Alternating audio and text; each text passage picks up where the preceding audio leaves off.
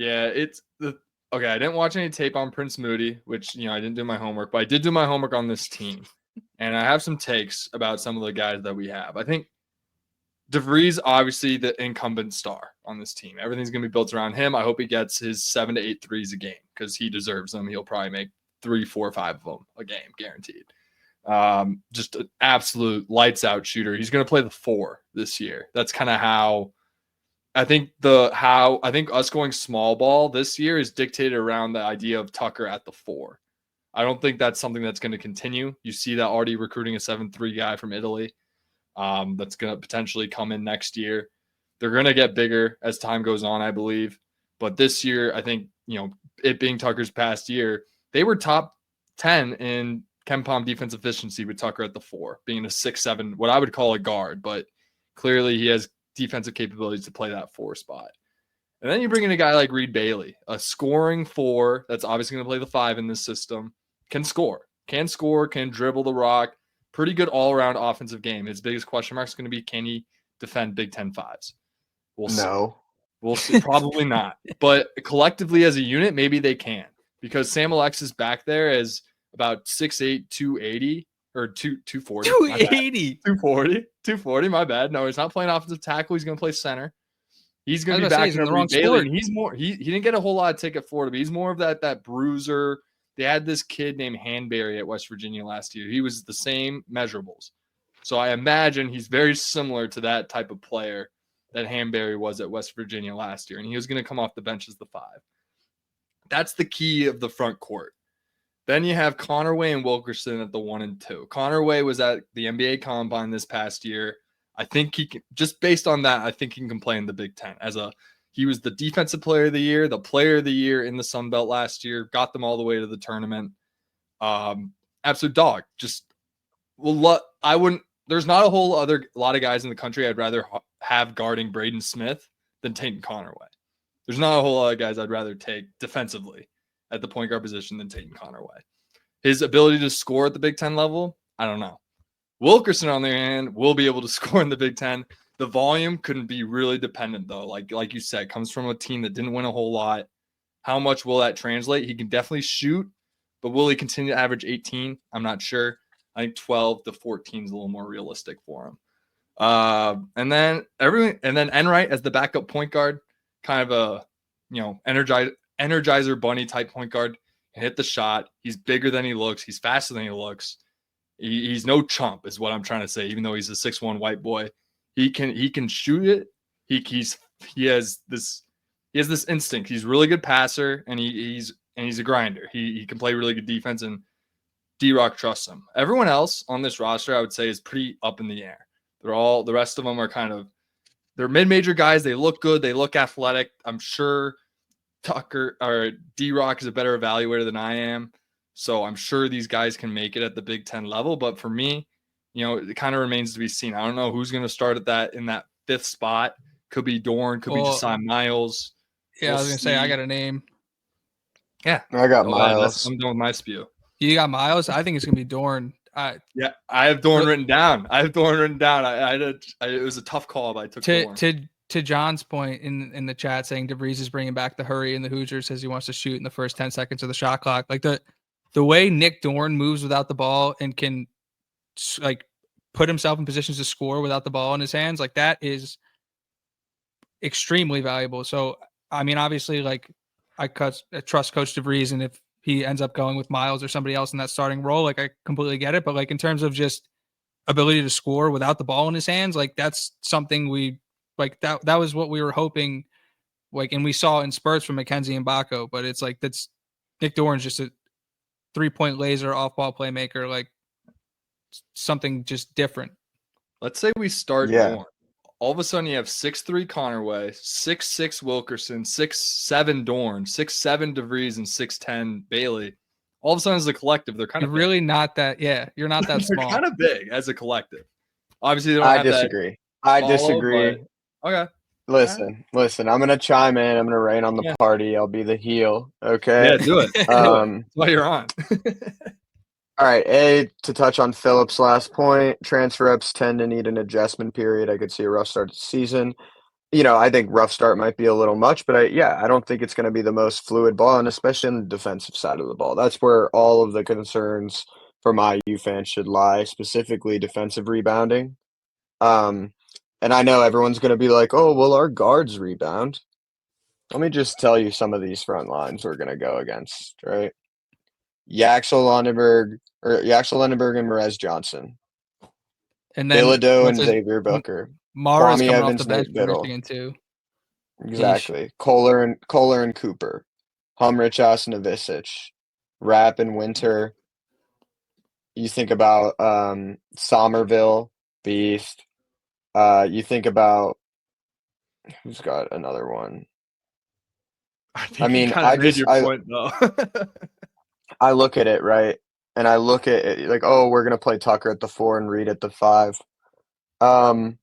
If Tucker is gonna try to guard any of those 4s I just mentioned, Yaxel, TKR, right, Bilodeau, Kwame, Kohler, Humrichhouse. He's not, right? Like that dude, like he just can't guard them. Like I've watched Tucker DeVries play basketball forever. I'm not saying he's a complete liability, but he's not the most athletic kid, and he's not the biggest kid, and he's definitely not the strongest kid. So like, this is the Big Ten at the end of the day, right? My concerns lie in the roster construction of not having another big other than Reed, really. And Alexis is And a bit. He's a true 5, even though he's 6'8". I mean, no, that's fair. And John, I get what you're saying, bud. We can't just roll over Ken Palm numbers from a completely different program with completely different roster and completely different context. So while Ken Palm can be good, I'm not saying that DeVries isn't a defensive coach. Like he's clearly found success. What I'm saying is it's all relative. This is not whatever. Like this is not Drake. This is not West Virginia. We're going to be playing very strong teams in a long Big Ten season, and that's the other thing, right? I worry Yeah, about the durability. I really do. I 100%. worry I about the think durability. John, West Virginia didn't go to the tournament last year, so I appreciate your staunch supporting of them, but like new staff, new squad, yeah, they didn't go to the tournament. So your point is pretty moot. Next. Sorry, John. I've had a rough day at work. John's our guy. John's But our guy. Well, this We is love you, pundit. John. We let pundit off the leash, so just beware. I think you make a really good point. Obviously, like just think about Merez Johnson, Landenberg at Michigan, and Purdue's going to have a great front court as always. And you mentioned Book. I mean, Like how do we beat obviously Purdue? those are This is our matchup roster, nightmares. like But all of a sudden, Bilodeau has to guard DeVries out in the wing. All of a sudden, Landenberg wrong, could John. probably do it, but. A Oh, lot of other shit. teams are gonna have trouble doing that. There's a orange John and a blue John. Oh my! I know. I saw that. Wrong, no. John. Oh no, Blue John's Well, our guy. This orange John's new, but he's cool orange. too. He could be our guy too. No, thanks for being here, Johns. I mean, either way, we like the support, and at the end of the day, we're all on the same team, right? And I think that's something that gets lost in the sauce, especially once the season starts. But I'm gonna be a realist, right? I want to beat Purdue, and I want to compete with Purdue every year. This roster, if you look at it, I'm just saying, like, not to be the Rothstein in the room, but like, there's no path to victory. There's legitimately no path to victory at No, all. I don't necessarily agree with that. And we Clip didn't that. even. Let's I clip mean, that. we didn't even. We haven't talked about Clipped. Sisley at all. Clipped. We haven't talked Dude, about Sisley at all. I love Trent. I love Trent so much, dude. Like he is probably the player I'm most excited about, right? Like obviously there's the Wilkersons, obviously Connerway, and then Tucker. But like Trent, I think could be a solid player. He's so fundamentally solid, and he has a great feel. And I've probably watched more Trent Sisley basketball. The only other high school player I've watched as much as Trent Sisley is JHS and Derek Queen. Like, and that's good company to be in, right? Like that kid can play, of course, all Montverde kids because Mike Woodson had the Montverde big man factory going. But like, nonetheless, I'm excited about Trent. I still think like people just need to understand the adjustment period and whether that's staff, whether that's culture, whether that's individual players, whether that's physicality, whether that's mental. They all are transferring up, like they are, and this is not when things get tough here, this is not like Drake, right? Like this is not even West Virginia. This is Indiana. and the walls can close real quick, whether you're a coach, whether you're a player, especially if you're a player. And we've seen players talk about it in the past. We've seen players transfer out. I think we got a lot of guys that want to be here, which is a good start. But the roster construction for me, I would have liked us to grab another big. I would have, someone that they rebound, right? Like we didn't prioritize a real rebounder at any level. I would have liked to just get some galoof big that can come in and give us like 10 minutes and 8 boards and foul 5 times and just like, like just to have. Just like or like a James Johnson, like not even a big, like just have him on the bench to scare people. Like, yo, if you touch Tucker, like this dude's gonna come and beat your ass. But nonetheless, I don't hate the roster, right? We are gonna score a lot of points. We're gonna hit a lot of threes. We're gonna move the ball well. I think it's a crowd pleaser, but that is also what worries me. I do not want to appease the Hurricane Hoosier crowd. While I do want the Hurricane Hoosiers back, I think the people that are like, oh, we need this style of basketball or that style of basketball, I think they're usually like misguided a little. All I want is winning style of basketball, which every game is different. And that's where I trust Coach DeVries, honestly. It's game prep, it's film, it's strategy. Clearly, he's maximized talent at smaller schools. So that's where I'm looking at, right? Because like the roster building, I don't think anyone should be like out there singing in the streets about this roster personally. Yeah, I that's don't why we're hate it, 15th in but it's roster. exactly. I think it's like a top 10 roster, like a borderline top 10 roster in the Big Ten. Because you look at some of these other players, bro, like they're legit. Like even like Northwestern has like Martinelli coming back. Like that dude's a fucking problem. You can win games even if you're outmatched with Martinelli because he's so slippery. He's Top so 5 scorer in smooth. the He Big Ten draws coming back fouls. next year. For I mean, sure. was he first team Big Ten all last year? First team all Big Ten? Should have been. If He he's was probably either first second or team second, because I they didn't win remember. enough, but yeah. He's I putting up mean, first so team like, numbers. and that's from Northwestern, right? Like, that's not even to mention the whole Purdue squad that's been to a natty. They've been deep in the tournament. Like, they've won what? How many Big Tens has Braden won? Is he 3 of 3? I guess they didn't. Wait, They what's didn't win Philip it saying? last year. He's 2 of 3. Philip, I think that's a good question, and I think you're thinking the right way, right? Because consistent Big Ten contender, I think that should be the goal. And I think that plan for Coach Deves is probably like, you know, after the second season, we should be looking like we are a top 5 to 3 Big Ten program, right? First season, adjustment period. I hope we make the tournament. I wouldn't be shocked if we're on the bubble again. Season after, right? Like you've had a full season to be at IU. These are your own recruits. You should be competitive, right? Like you should be competing for a top 7, 6 seed. Third season, top 5, right, in the Big Ten, probably like a 4 seed, something like that. Like I look at it as incremental. Do I want things to change faster? Yes. Obviously, everyone points to Sig. He's right across the parking lot. I get it. It's the sooner people understand that Coach DeVries is the opposite of Signetti, the better. You can look at like, oh, he's a mid-major guy. Oh, he found success. No, Coach Sig is a different beast, period. Half the Coach Sig's success comes from the fact that he's out there talking shit, firing people up. Like he literally lives, breathes, and speaks everything with confidence, right? Like Coach Sig is Coach Sig. Coach Deves is awkward, kinda cool. He's a basketball nerd, which isn't a bad thing, but the sooner the comparisons stop, the better, right? Like, I think it does our team a disservice. Mm-hmm. I think the comparisons in some places are warranted. Like you look at the way the roster was constructed, it was a lot of like all conference guys from group of 5. So it's like that's right in front of people's faces. But to expect a Coach Sig-esque turnaround like that's just, these things don't happen. And like we'll get into it a little later with football, with like calling Illinois the next Indiana, and it's just like to understand how bad Don't get me started. Indiana was to how good they became. Like Indiana basketball is nowhere near how bad Indiana football was. Like maybe during the season where like the team won 6 games and it was like, holy cow, like what the hell are we doing here, fellas? Like we can't be a single digit win team. Like that might have been a better like comparison, but like Indiana was a fringe tournament team last year Yeah, Exactly. exactly. and spent money last year. Like money wasn't the issue, and spent a ton of money again this year. No, So actually, when you look exactly. at it in that regard, it's like I'm also not going to discount the fact that this is Tucker DeVries' last year of college basketball, and it's the last time his dad, like hypothetically, that his dad gets to coach him. Like I would have a hard time believing that they purposefully put together a team they didn't believe could compete.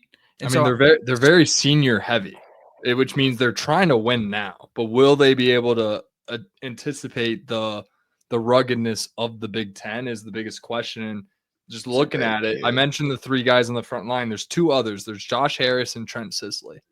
The most we can get out of them, the better, because they need minutes at Yeah. the 4 so DeVries can play the 5. And if they can guard, you mentioned those What? front courts, you see Wait, Sisley as a what? 3 Wait, or a 4. you want DeVries at the 5? No, at the 3. You said the 5. Okay, Oh, yeah, Oh, that's why. yeah, yeah. That's we why can I was bump like, him up to the what? 3. All right, my bad. All right, and then I Lot, don't lot know. of mistakes today, Brad. Lot of mistakes. We'll clean it up in film with Sig. We always chop it up afterwards. I But, bring your game down. I bring your game down. I know I do. It's oh okay. no way. But like I was saying, like Josh Harris and Trent Sisley, 2 younger guys. Josh Harris is a sophomore from North Florida transfer. Trent Sisley, obviously the big time 4-star freshman from Montverde. We're bringing in the most production we can get from them, being able to get minutes, and they got to earn them too. Like there's 8 solid. I always talk about how going into the tournament, it's pretty much like an 8-man rotation, and it kind of like, if I had to guess right now, like the bench would be Enright, Miles, and Alexis, with Dorn starting. So it kind of leaves Harris and Sisley out. So if they can like step up and become some of those guys, obviously there's Jason Drake, who's another guard that we have that I think can be really productive. But the most we can get out of those 2, I think will be Well, the you didn't key. even mention Ristich, who's now Yeah, Ristich officially is on the the new guy roster we for brought this in. year. He's the one guy I haven't watched too much film on because that commitment was today while I was at work. So I didn't get a Yeah, I whole. don't wasn't know much today. about Ristich. It was Yeah, but yesterday, I have right? him slotted at my backup shooting guard right now because my point guards are Connor Way, Enright, and then Jason Drake. I imagine Jason Drake's probably more in line to get more minutes than Ristich, just being an older guy. But, I think the beautiful Ristich thing about isn't this Ristich like 20, roster, 21? I think he's a little more experienced yeah, because he is. he played He is FIBA. freshman though. I think he's probably 20. I know he played U20s FIBA last year, I want to say. But the beautiful thing about this roster is, in my opinion, it's a bunch of like no one sticks out other than the obvious ones, right? Like Tucker and Wilkerson for me, and like Connerway to some extent. But like outside of that, obviously Bailey's his own thing. It's going to be a competitive ass summer for these kids, Mhm. right? Like it's going to be a lot of dudes competing for minutes, competing for spots, and that's going to make everyone better. And it's going to Mhm. make us deeper, and it's going to give Coach D-Rock more options going into the year for sure. And you want to see that lineup flexibility, right? Like you want to have dudes that can come in and just it's plug and play. So Mhm. I like that is the one thing I know I mentioned that I didn't like No the roster wasted construction. scholarships. It's the one thing. No, dude, I like Dallas James. Come on. Brad has a personal vendetta against him. I don't know what Dallas James did Dude, or No, Dallas said it's or not James how for about he Dallas looked at James. president. It's Brad. the idea of Dallas James, the wasted scholarship, the third 7-footer. Like, what are we doing? Like, come on, get a Dude, guy It's like almost Dallas that. like the James for guy. president. For president. That is the GOAT. That is the absolute GOAT. Probably better than TJD, to be honest. But no, All I think it's a good mix of veterans. I think it's a good mix of, some young guys that'll be able to push for spots, right? Like I like the fact that Sisley has an opportunity to play that stretch four. I remember I got in an argument last year with someone on Twitter. They're like, he's a guard. He's a guard. And it's like, no, you're stupid. You're very like you see a white kid that can shoot doesn't mean he's a guard, right? Like He's a Trent college Sisley 4-3 maybe. Exactly. He's a slow 3, so what does that make him? A college College 4. 4. And Baco. Exactly. So exactly, right? But what do we do with Mbach? Yeah, if Woodson had Sisley, he'd probably be playing him at the guard spot, but With a like 3. that's a Yeah. different story. That's a different story. I mean, he's the fucking 4 or 5 by committee on this roster, just off of the fact that like he's long and might be able to grab some boards for us. Like, Yeah. I do worry about the board aspect, but Yeah. nonetheless, like, it's early, right? Like, we're gonna learn more about these guys as the summer goes on. I like how tight-lipped things have been from the camp. Not that Woody's wasn't. They did a good job too of kind of keeping things in house, but I don't want them being impacted by outside factors. I don't want them being impacted by the system that has stifled us for 20 years, right? Because we can blame it on all the different coaches. We can blame it on firing Korean too early. We can blame it on the players. At the end of the day, there's one common theme. And, it's the IU administration and the board of trustees, and their involvement with our program. And I think no matter what side of, like, the aisle you're on as IU fans, like, I think everyone kind of agrees on, like, the bureaucratic nature of IU. It's a bonus, right? We get a bunch of money, but then there's a lot of impact, and there's a lot of voice that comes from those guys that give money, and, you know, it shouldn't be a, "I'll give you money, but I have to have your ear," type of thing, right? It should be like, "Oh, I have an excess of money.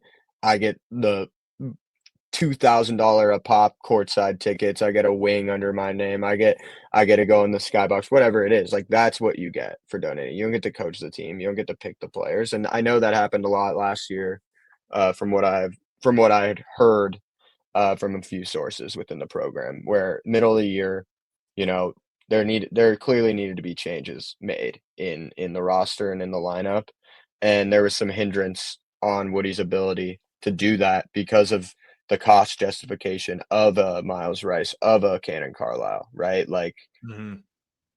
that's crazy.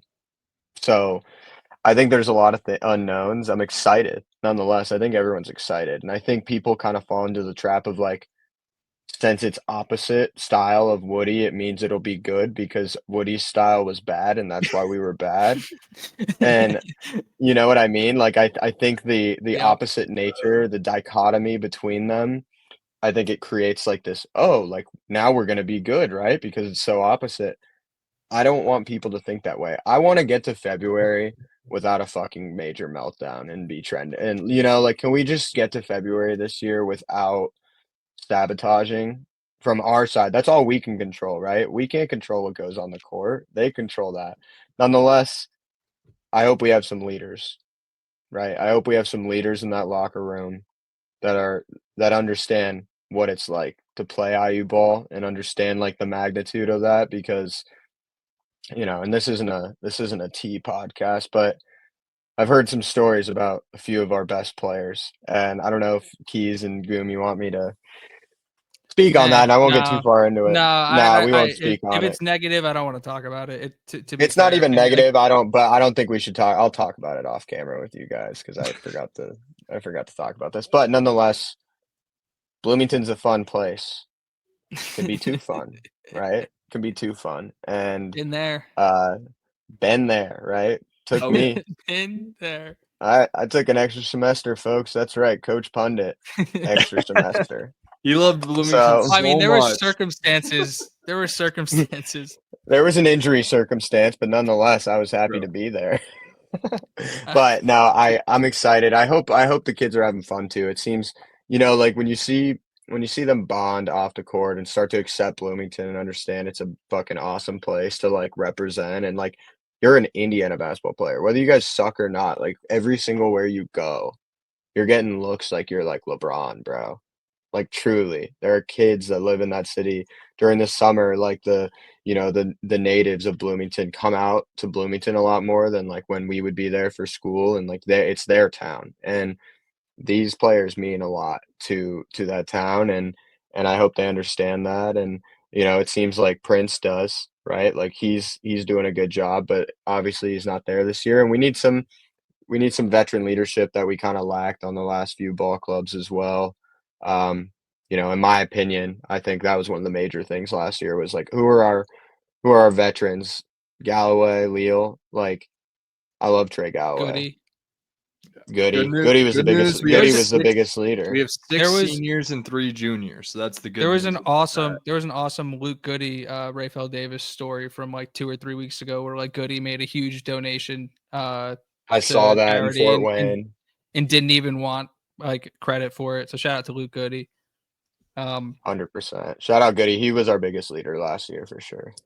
Yeah. Need another Luke Goody. Who did he tell us? Was it Dockich? He told to stick it and then went and had like 28. Yeah. That was sick. Chat. Can I get a fuck Dan Dockich in the chat real quick? Before we wrap up basketball here. Yeah. Pundit, I know you said he was my number one to coach IU after Woodson, actually. Dan Dockich.